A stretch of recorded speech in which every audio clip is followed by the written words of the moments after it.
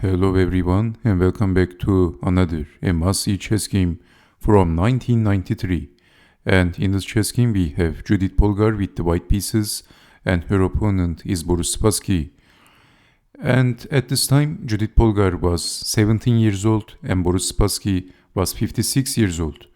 And before 1993 Boris Spassky played a match with who?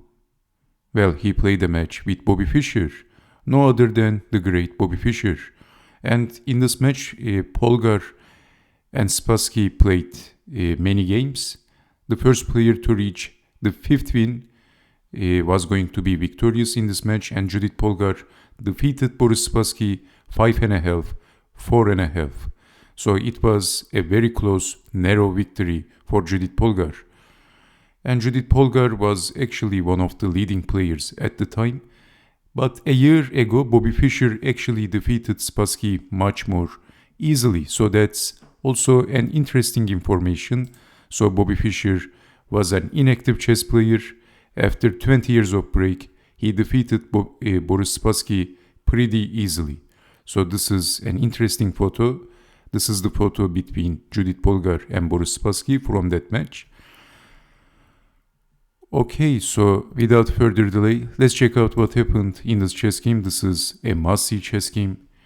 Judit Polgar starts the game with pushing the e-pawn, e5, and before forgetting, you can also see that information. But this is the 8th game between Spassky and Polgar. So knight to f3, knight to c6, bishop to b5, a6, bishop to a4, developing the knight, and Judit Polgar castled. Bishop to e7, rook over, b5, bishop back, d6, c3. So we have Spanish game, of course, the closed variation, h3, knight back, d4, remaneuvering the knight. Polgar is also developing the knight, rook over, knight back, and then placing the knight in the king side. So pushing the pawn, not allowing knight to f5. Pushing the pawn by Polgar. Judit Polgar was known as a very aggressive attacking chess player, so bishop to g5, pinning the knight. Pushing the pawn, asking a question, bishop goes back, and exchanging the pawns. Now, the knight was pinned, so pushing the pawn, attacking the bishop, but Polgar captured the pawn.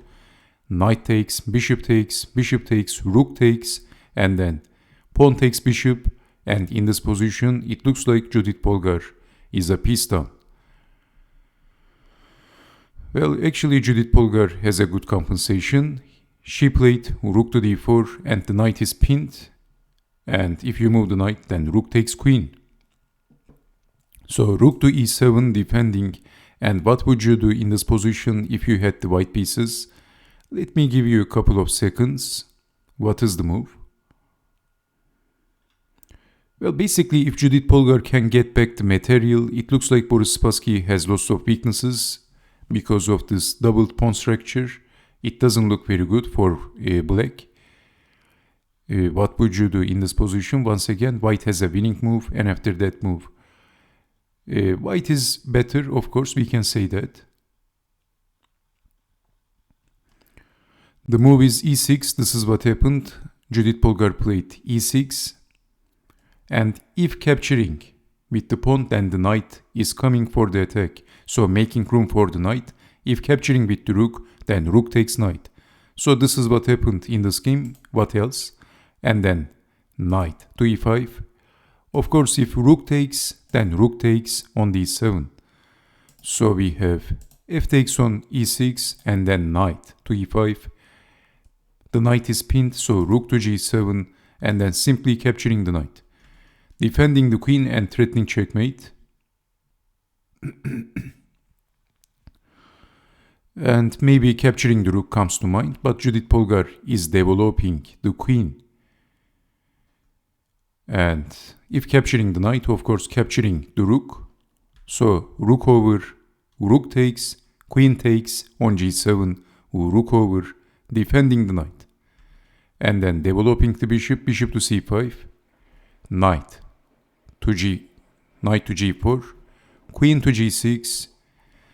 Well, in this position, let's play a random move. If pushing the h-pawn, then knight check, king over, and then check, only defense, and checkmate. So if king to f8, what happens then? Then simply we have a discovered check, and then capturing the bishop. So this is also losing for black. Because of that, we have queen to g6, not pushing the pawn and harassing the knight, because Polgar is threatening check. But now queen to f4, and in this position, Judit Polgar is attacking the c pawn and attacking the h pawn. So black is defending the c pawn, but then knight takes on h6. Well, in this position, if h5, then knight check, king to g7, queen takes on c7, and after king takes on h6, capturing the rook, and this is losing for black. So bishop back, defending the c pawn, and then knight takes on h6, king to g7, and then capturing the pawn, attacking the rook, queen over, but simply simplifying the chess game and then lifting the rook up. And in this position, Judit Polgar is 2 pawns up in a winning position. But Spassky didn't resign. He played rook check, king up, rook over, attacking the c pawn, and Judit Polgar is not defending. Of course, she can't defend that pawn, but she's still a pawn up and she has 2 connected pass pawns, and this is losing for black. Rook over, g5, king up, pawn up, king to f8, rook takes on e6. Of course, in this position, it is pretty evident that Judit Polgar is threatening to push the pawn, and then how to defend g8, queen. So king goes back, rook takes on e6, rook over, knight back, rook up, king up, rook over, and then knight to f6, rook check, king up, rook back, and actually somewhere around here Boris Spassky simply resigned. After knight to f6, Boris Spassky, I believe, resigned. So the possible continuation, if rook check, king up, and this is all over for black. So let's go further. What happens if black continues? Then king to g5, bishop to d4, h5, and that's all over, as you can see. So this is why Boris Spassky resigned. And he is losing. What a beautiful chess game by Judit Polgar. Of course, her pawns are marching and there is no sensible defense. And it was a beautiful chess game by Judit Polgar.